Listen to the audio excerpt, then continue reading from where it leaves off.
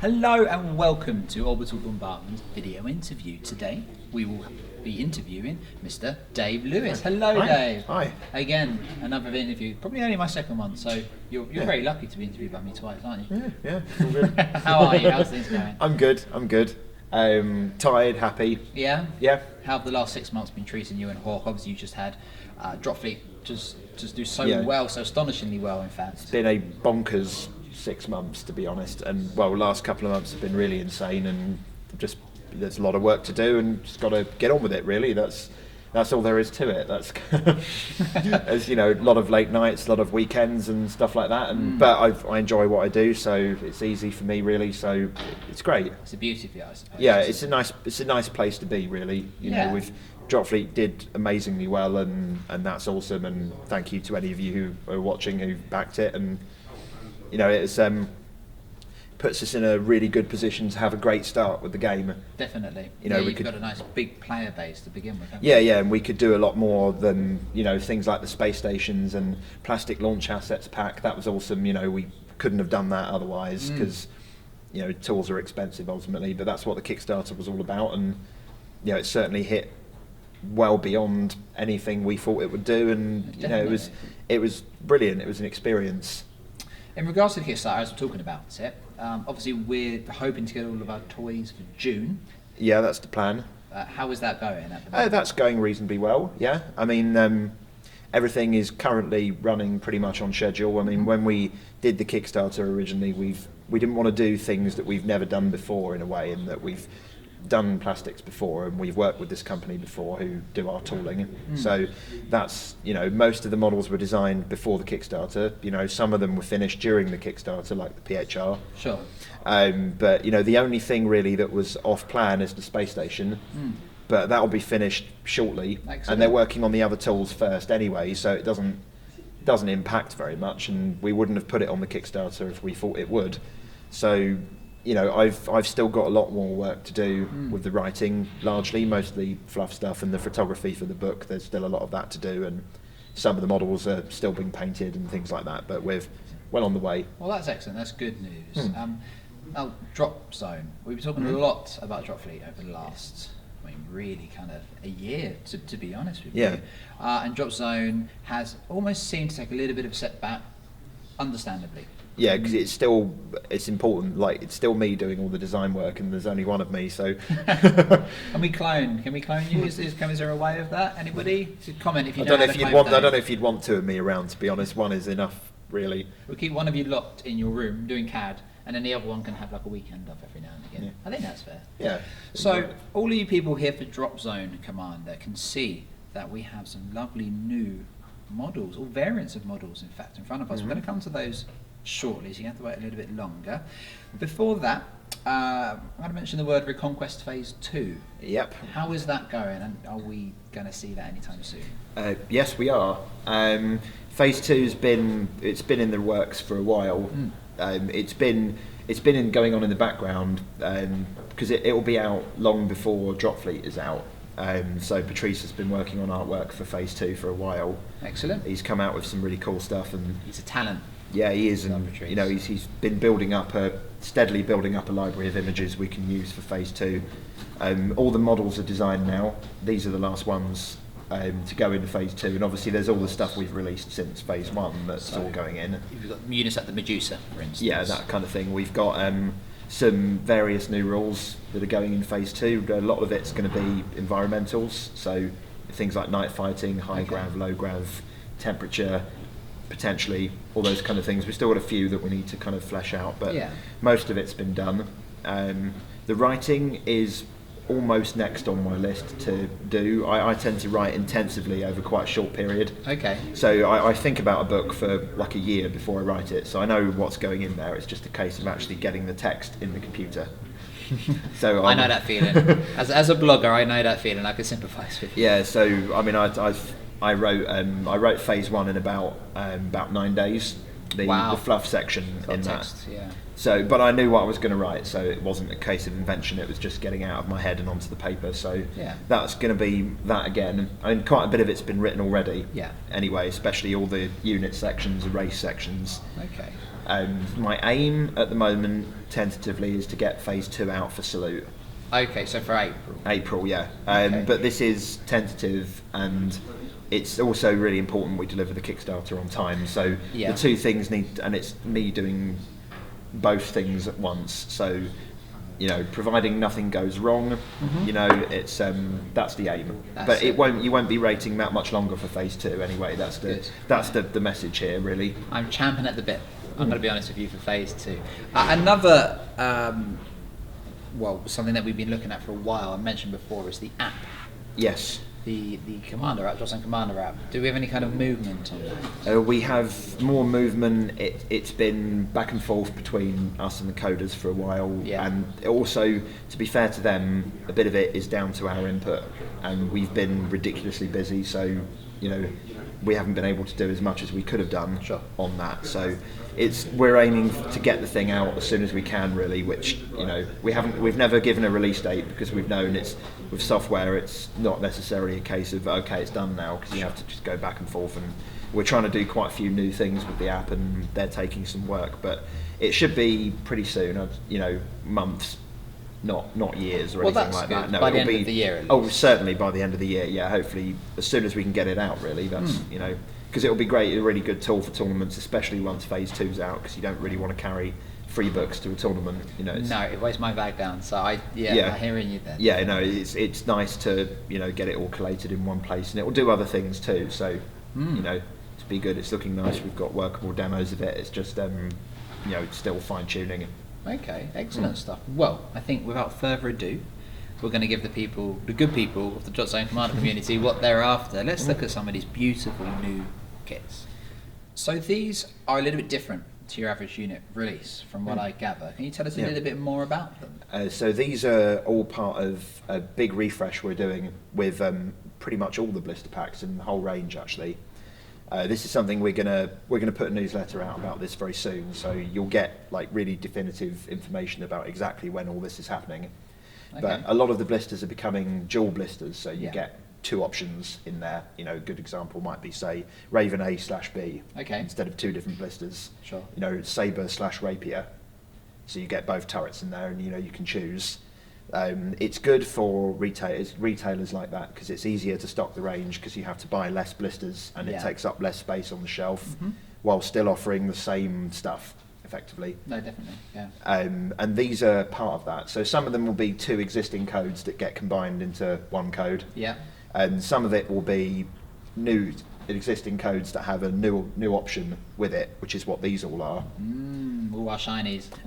They're all they're designed to be kind of, again, like every release, we try and aim for something that's tactically interesting and adds a lot to competitive play as well. And a lot of this is based on feedback from these events. Invasion is a great place for meeting a lot of keen players and learning a lot about what's actually being used out there, which is something we always watch. So when we go through them, you'll see where the thinking's gone, and a lot of it's based on feedback and units that I've wanted to do for a while that haven't quite fitted into our release schedule, and now I'm like, we can do that now, and it's the right time. It's the right time to do it. So it's actually 19 new things here. Yeah, that's part of that. Really, this is, in my opinion, this is very good for the customer as well as the retailer, because if you want to buy sabers and rapiers, you get the option. And you don't always have to use them. Yeah, you get the option, and also all these new blisters as well, and it will be every single blister in the range will have a stat card in there now as well. Excellent. And colour artwork on the other side, so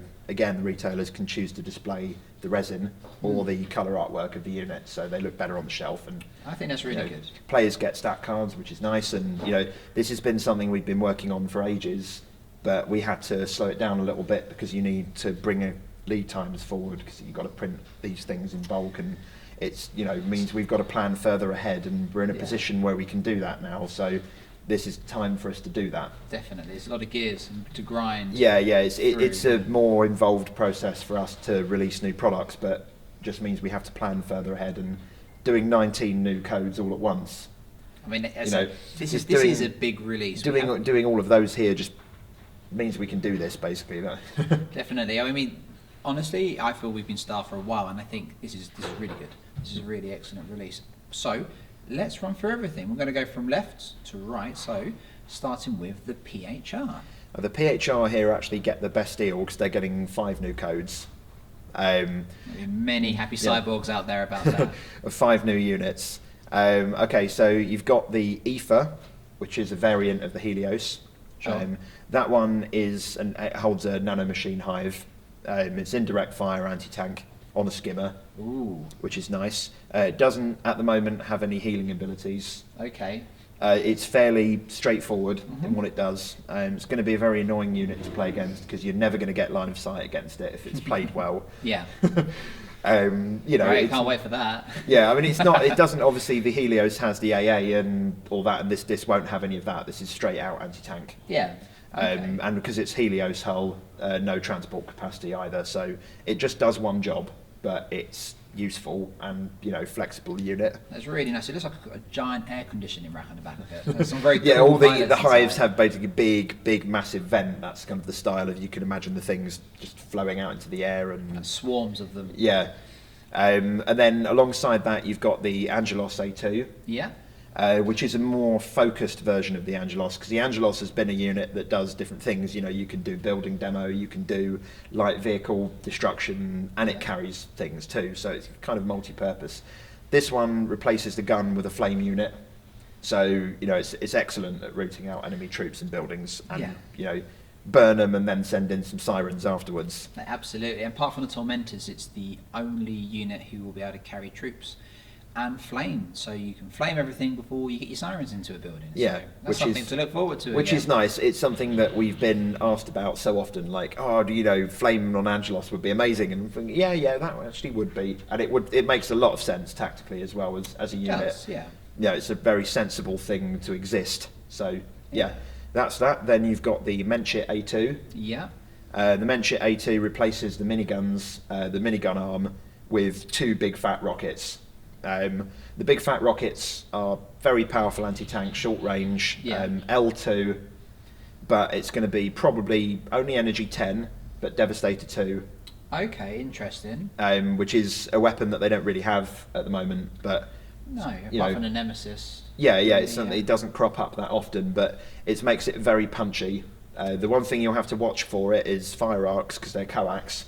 So anti-tank and flame together is an interesting combo, but it makes it a kind of bruiser of a unit. And yeah, it makes it very interesting. You do like your big fatty rockets, don't you? Yeah, I do. Big fatty rockets are great for gameplay because you've got to get stuck in to use them. And, you know, it's cool. I mean, they're going to cost a few more points than your standard Menchit. Yeah. Because the guns are kind of a bonus on the standard Menchit. You're paying the points for the flame. And these rockets are serious anti-tank weapons. Yeah, definitely. Yeah, so you get both. The back one that we have here, the big flying spider-like beast, is something that I think most people are going to be most interested about.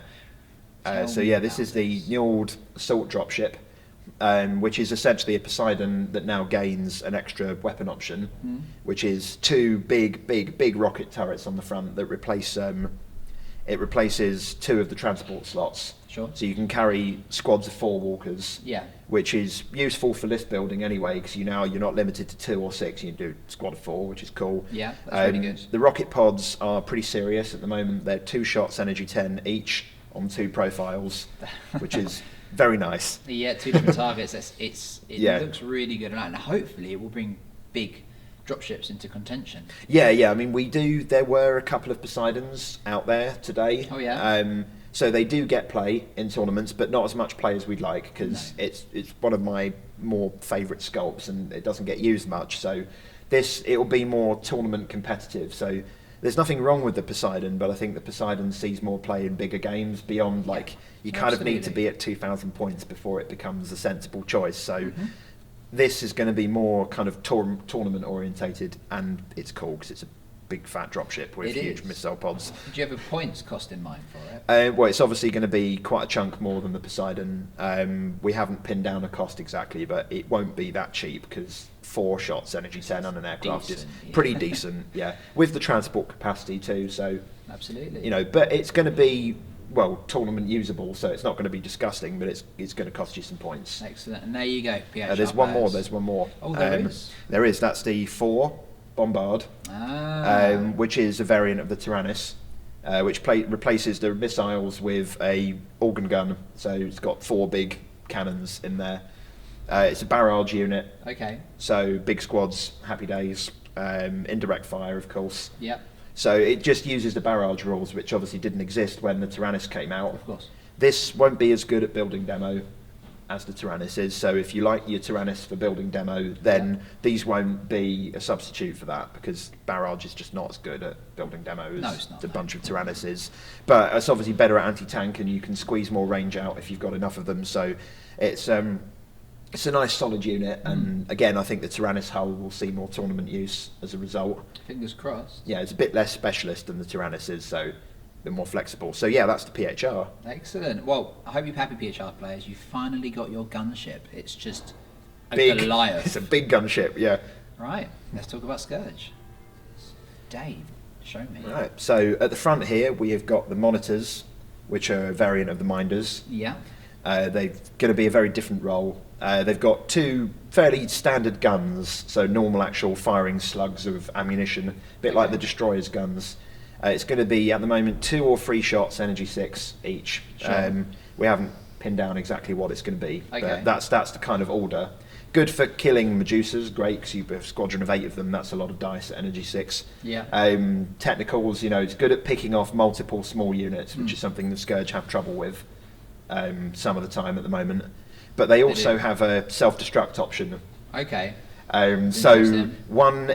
only one in the squad per turn can do it. Sure. But we're probably talking small blast, energy 11, kind of boom, which is fun. Suicide troops. Yeah, a little bit faster than the minders, probably, because they need to be useful. Yeah, absolutely. To get to the advantage. But they're still going to be reasonably slow as far as aircraft goes. So you're going to want the intruders to bring them in. But they're going to be cheap as well. Cheap in points. So like 6 points. Something like that, yeah. Okay. So they're probably going to end up being the cheapest unit in the game. Oh yeah, actually, But, yeah. but 2 shots energy 6 is fine if it's only 6 points, and it's an annoying little aircraft platform. So they're useful things. Then you've got the Corruptor, the worm launcher, this is a unit I've been wanting to do for ages. And it's nice to finally get it done. People have been waiting for a alternative razor worm delivery system. And hello, Mr. Postman. I think that's what we're looking at right now. Yeah. So it replaces the Ravager's guns with 2 big. Reaver. Reaver. Sorry. Yeah, it's my bad. It's been a long weekend. It's So the thing basically fires kind of big armoured torpedoes through the roofs of buildings. Big fatty missiles. Yeah, big fat. Well, it's kind of a sort of cylinder, punches through the roof, and then out comes the razor worms. Yeah. L3 for each gunship. Sure. And you basically, as long as you hit, then you automatically do 1 DP to the building. Okay. And you place a base of razor worms inside the building. So you don't pay points for the razor worms, you just buy the gunship. Yeah. And the razor worms you get for free.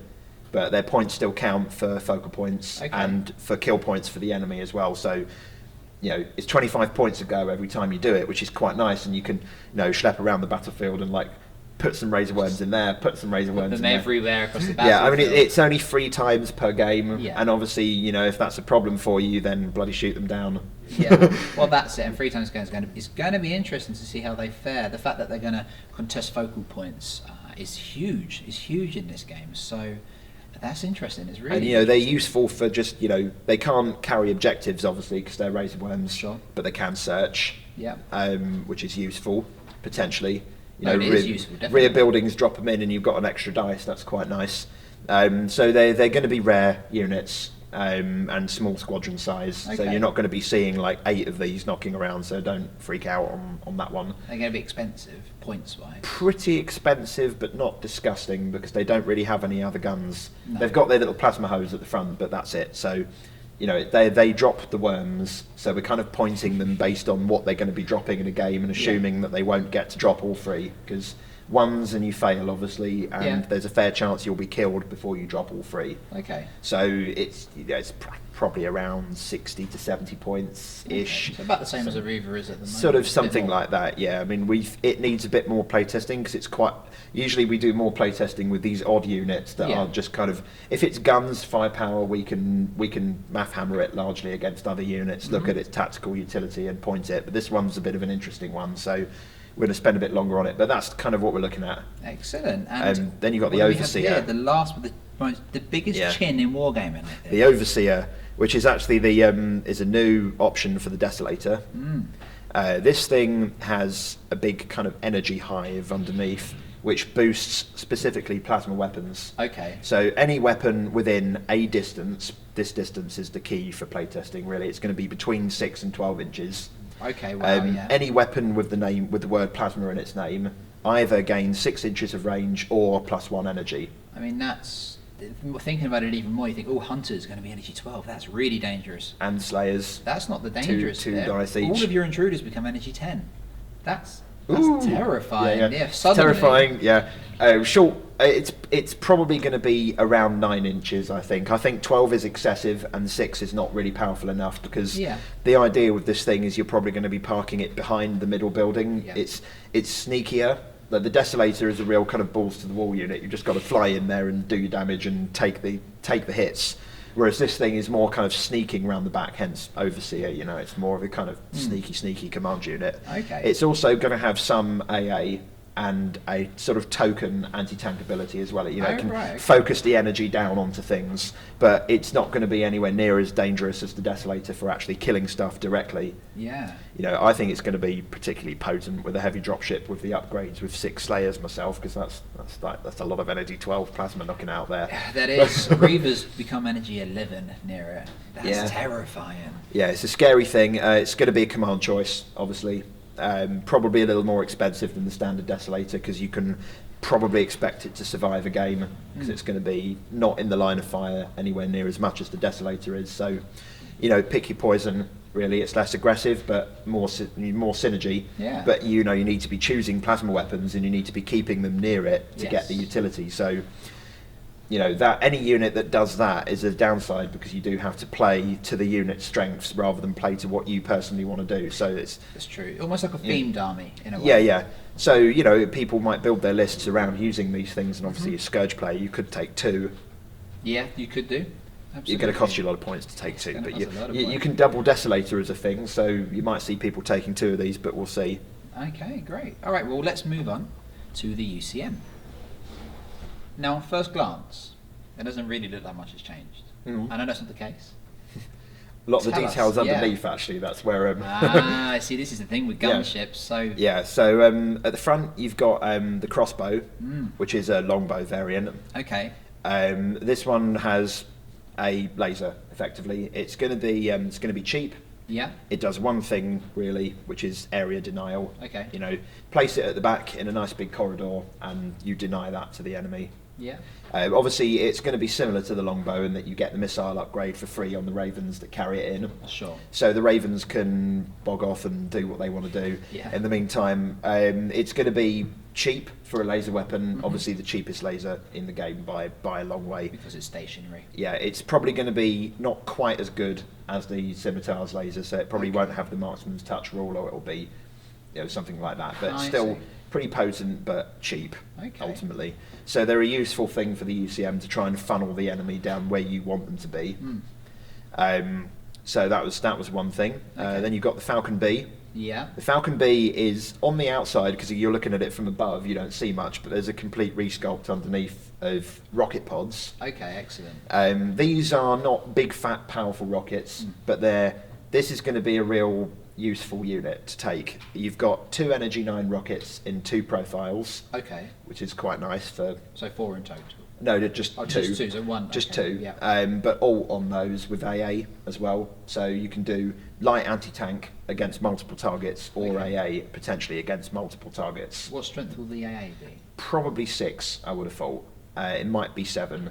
but it's not going to be enormously scary because it's on a gunship platform, and gunships with AA is a scary thing. 7's pretty scary, so It's probably going to be 6 realistically, and with 2 shots, probably 1 per missile. It's basically you either fire a anti-tank munition or a fragmentation airburster for anti-air, so you pick one or the other. Okay. But it's great for picking off drones, great for picking off minders, monitors, that kind of thing. You just pop, kill 2 of them. Like dropships? Like dropships, yeah, obviously 2 shots is plenty a lot of the time for that, and they're fast and annoying, just like Falcons. They'll have evasion, just like Falcons. They're probably going to be similar points cost, maybe even a tiny bit cheaper. Okay. We're quite set on the stats for this, so if it proves less powerful than the Falcon, it will end up cheaper. Sure, so that makes sense. The stats probably won't change, but the points are the thing that we want to nail down with them. Different unit for different occasions. Yeah, exactly. I mean, it's useful utility unit, which is what the UCM is partly all about. They have a lot of units that are kind of less kind of wacky and kind of out there, but tactically useful, utilitarian, sensible units that actually make sense. That's that are support very UCM kings. things. Yeah, and queens. And on that subject, we get onto the Seraphim Retaliator. Yes, a new fast mover variant. It's exciting. All the detail on this is on the underneath. All the new detail, which is 2 big missile hives. That go on there. They are barrage. Now, barrage on a fast mover is an interesting thing, obviously, because you can park right next to them, in which case it's going to be large template territory nearly all the time. That's L2. You fire 1 whole hive, like 20 rockets all at once. Basically dedicated anti-tank Seraphim. It still has the plasma, just like the normal Seraphim does. So it doesn't do the building demo, really, but it is very potent anti-tank. Sure. It will be scary, it will be something to be afraid of, and it will kill anything on the ground. That's pretty much it. Probably more expensive than the normal Seraphim. Yeah, maybe, yeah. But not much, because it can't do the building demo, and the building demo is a scary thing in the normal Seraphim. So, again, with some of these things, we talk a lot about rules, and then we test them. So we're into that stage now, so we need to actually play more games with these things, and that's the general idea, anyway. Excellent. Well, let's move on to everybody's favourite space hogs, the Shaltari. So, Dave, tell me about your first love. We all know you love the Shaltari. I do love the Shaltari. So the Shaltari have got some interesting new options. You've got 2 new War Striders. There's the Leopard, which will go in a blister with the Dream Snare. It keeps the 2 microwave arms, so you can do the mass dice anti-infantry or the focused energy 12 shot. Sure. But on the back, it's got a dedicated anti-tank version of the microwave cannon, which is just designed especially just for focus shots. Which is going to be 2 dice, energy 12. Be scared. Be very afraid. But a 9-inch range only. Obviously, in the focused shot on the sidearms are also 9-inch range, so you've really got a gate in. Obviously, you can't walk on with this thing; it'd be pointless.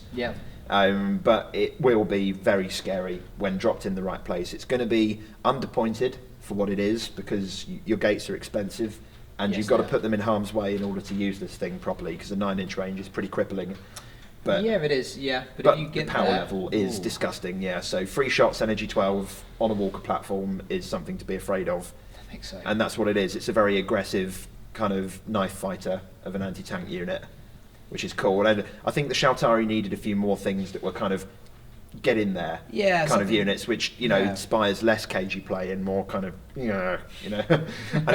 the Shaltari don't have much in the way of high energy weapons. No, they don't. And usually if they get it, they've got to pay for it one way or another, and in this way they pay for it with a complete lack of range. But you do have the anti-infantry option too, which is nice to have. It is a bit of utility. In this day and age of the day of reducers and free riders. It's a good, it's a handy thing to have, and with support infantry shooting from walls as well, it's going to be a thing that gets used more. So you've got that. Then you've got the Panther. Now the Panther is an interesting one. This is one that we had a lot of debates about. Something I really wanted to do. This is the only infinite range AA unit in the game. It's an AA version of the Ocelot, effectively. At the moment, you're looking at 3 dice, energy 8, infinite range.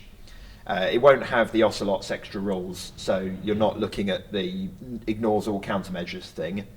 It also has the downside in that it's quite slow traverse, so it's quite poor at reaction fire.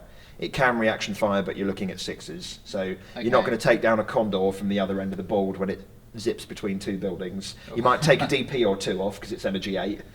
You know, but against a light dropship, 50-50 chance you score a hit, and then your 2s to kill. So, you know, do you want to waste it on that, or it's not necessarily a waste if it's a good target? Yeah. This is going to be a walk-on unit, complete contrast to the Leopard. Yes. I imagine everyone's going to walk on with this thing. Yeah, it's going to be very, very, well, I say very, very expensive, probably 110 points at least for it. Because it's walk-on, we always charge a premium for walk-on units because they cut the burden. Yeah, they reduce the burden on your gates. It's going to be an interesting one. It's going to change the way you have to play against armies with these things. You've got to be careful where you fly because it'll get you from anywhere. Yeah, and that's actually, I have my reservations about it, but I suppose that we will see that when it goes. I mean, the level of power, you know, I think it can be avoided, but if you know, that level of power comes with a points cost. We always charge a premium for AA anyway, so 110 is the bare minimum that it's going to be, and it might be more. We'll see. Okay, and how about these Thunderbird variants? The Firebirds. Firebirds, it's not a flame unit, so the name just works. It's a, I think it's a Slavic legendary bird of some kind. So it's Thunderbird, Firebird makes sense. Yeah. This is a closer range but more powerful anti-tank version of the Thunderbird. It's going to have probably a 9-inch finite range. Yeah. Energy 10.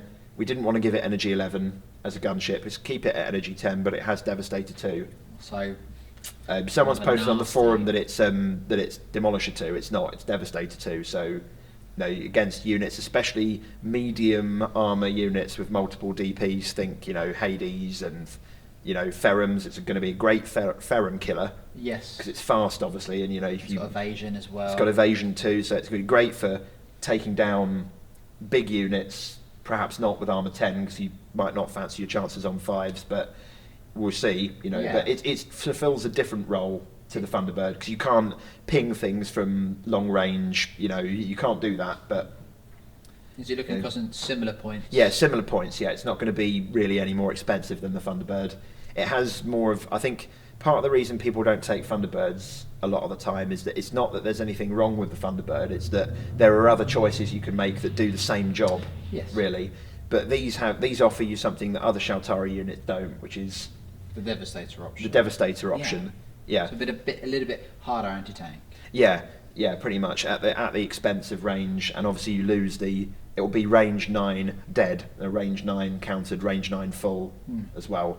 Whereas obviously you've got, I think, range countered, range full infinite, or at least 48 on the normal Thunderbird, something like that. I can tell you, not played Shaltari in a long time. It's a long way anyway. So you know, you can usually, if you've got nothing else to shoot, you can just ping a building, and with energy 10, that's not to be sniffed at, and you can't do that with these. No. So, yeah, you're losing out, but you are going to gain in that multiple DP facility. So there'll be great APC killers. Yes. Really good APC killers. That's going to be good use for them, you know. Great. So we'll see how they go down. I like the sound of them actually. Yeah. Let's move on to the Resistance. So it looks like everybody's favourite survivors have found a few more toys for their arsenal. A few more toys, yeah. We've got a tank variant here. It's a Hannibal variant. This is the Mehmed siege tank. This thing replaces the Hannibal's main gun with a big fat, you know, explosive roller. I love you can think of the munition just kind of spilling out the end of the barrel. So cannon. Pretty short range full as well, but a shorter range countered. It's not going to be able to roll on and do its Demolisher thing, which is one of the things it's good at. Okay. But it's energy 12 to begin with. Wow. Okay. Be scared. Obviously on a big chassis as well, so hard to kill. Demolisher free as well. It's going to be a bit more expensive than the standard Hannibal. Sure. The slot is going to be an interesting one. It's probably going to be heavy. Yeah. Most Where likely. else would you put it out of curiosity? It could be support. As a Demolisher thing with a big slow gun, it could be support, but it's probably going to be heavy. For the Resistance, in another faction, it might be support, but for the Resistance, it's heavy. Yeah, it's heavy to battle. Yeah. So it's where it sits. Yeah, in the Resistance pantheon, but it's going to be. It's a scary thing. Obviously, you're going to have to pay for lift hawks with them. Yeah. You know, roll-on is just not going to work. No, but it's not a bad thing. Lift hooks are useful, cool units anyway. And I'd like to see that chassis get used more. Yeah. You know, it's there's only one version of that and the Zukov, so it's a good solid unit, powerful, but again short ranged. But it suits the resistance pretty well when it comes to holding ground and killing off powerful units with high armour. Definitely. And obviously Demolisher 3 is not to be sniffed at either. No. So it's actually one we don't use very much. We do a lot of Demolisher 2 and a lot of D3, but 3 outright is something we don't have that many of. Yeah, it's dangerous. Yeah, it's probably going to end up rare as a choice. Like quite a lot of resistance units have more rare choices than anything else, and these will probably be rare because they're not going to have access to hangars full of these things. They're going to be 1 or 2 of the relics that are left over. Yeah. That kind of unit. Okay. How about these more big fatty missiles? Yeah, so this is the this is Thunder Wagons. Thunder Wagons are a sculpt I've wanted to do for ages, which is big homemade rockets, missiles, rockets more than missiles really. Yeah. Scud launcher, huge, L1 per vehicle. The way we're doing this at the moment is you've got to take 3 in a squad. They're all L1 and you can only fire 1 per turn. Mm-hmm. So that you can't just lose all 3 of them on turn 2. Okay. Probably move fire naught, but indirect fire. Sure. Most likely you're talking about a large template energy 10 with decent range. Yeah. It might have an alt option to do something else. We're still talking about that, but scary in any case. Mm-hmm. It's a nice unit and a fun sculpt, and the resistance are all about that kind of that's cool, that's big rocket. So exactly the kind of thing you might home brew. Yeah. They're all one of them I sculpted because they're all different sculpts as well, because these are homemade resistance things rather than military kit. Sure. So one of them's your classic homemade rocket look, one of them's more like a kind of Russian ICBM vehicle mounted one, and one of them's more like a kind of Russian space rocket, one of those ones with multiple rocket boosters all the way around the outside. I had a lot of fun sculpting them. I love sculpting resistance ramshackle stuff. Excellent. It's always good. Great. And then lastly there we've got the Typhoon helicopters, variant of cups of cycling. tea, aren't they, these helicopters? Typhoon. So these are less toolboxy than the standard Cyclone. They do have 2 big fat chain guns which replace all of your rocket options for just focused, dedicated anti-tank. Okay. They'll be scary, Yeah. anti-tank, probably better than a Falcon because they're going to cost you more points. They're much larger models, potent things really. Exactly how we do that, we might be doing it with focus with multiple dice, or we might do it with strafe and a few other mechanics. So we're it might be undecided exactly where the power's going to come from, but it's going to be anti-tank one way or another. Okay. If we do it with focus, then you might be able to use it to take out Medusas and things as well, or it might have an alt function a bit like the Rapier does. Wide pattern, focus pattern, that kind of thing. So that's actually, of all of these things, this is the one that is least fleshed out. So it's going to be anti-tank in the helicopter in a more focused form, more dedicated form than the standard Cyclone is, but just with less flexibility. So that's where that one's sitting. The other thing, actually, while I'm thinking of it, that's worth mentioning is another thing that's coming in Phase 2 is some of the character models are going to become mainstream tournament ready choices. Okay, that's really interesting. This is because there was a lot of time went in on those sculpts, and from fluff standpoint, some of them are kind of experimental things, like kind of like Vader's TIE X1 in Star Wars, then that filters down to the main frontline troops a little bit later, which is where Phase 2 kicks in. Okay.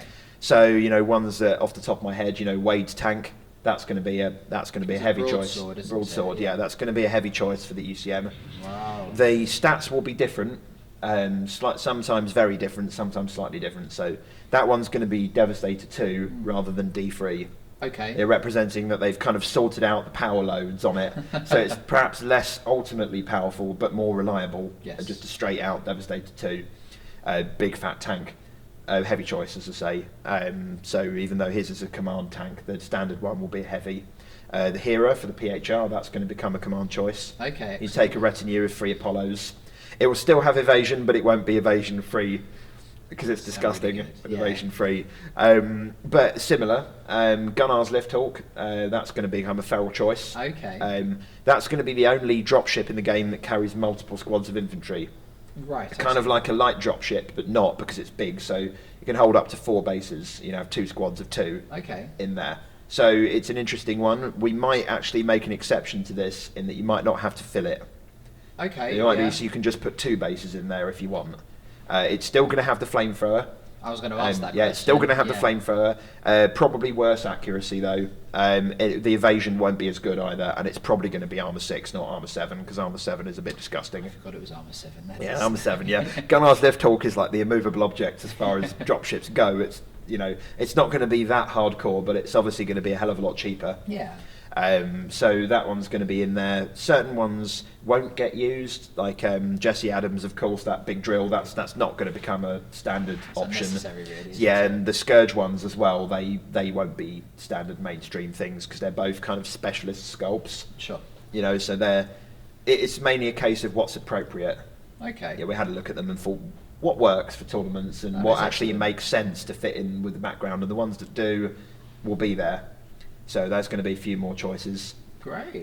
When we actually total up all of the new units and sit down at the end, I'm going to be plugging a few gaps as well. So the Scourge are probably 1 or 2 units down at the moment. So there might be 1 or 2 extra things for them. Something to look forward to then. Yeah, to plug the gaps. So every race, like I always try and do, will get generally equal treatment.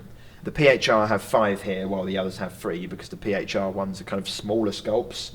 Like the Menchit is just an extra arm. Yes. Whereas some of the other ones, like the Overseer, that was involved because that's a couple of big new components on there, and it does more in game when it comes to rules. So, because they get more choices, they're more utility, I guess. This makes more sense. Yeah, no, that makes sense. You can describe them in less time, so they get 5 of them. And the PHR generally always have 1 or 2 more options anyway, as part of being PHR. Yeah. That's kind of the thing that they've always had ever since the beginning, and I kind of want to maintain that. Okay. But it's still equal treatment because it's how the PHR have always been treated, and that's one of their advantages.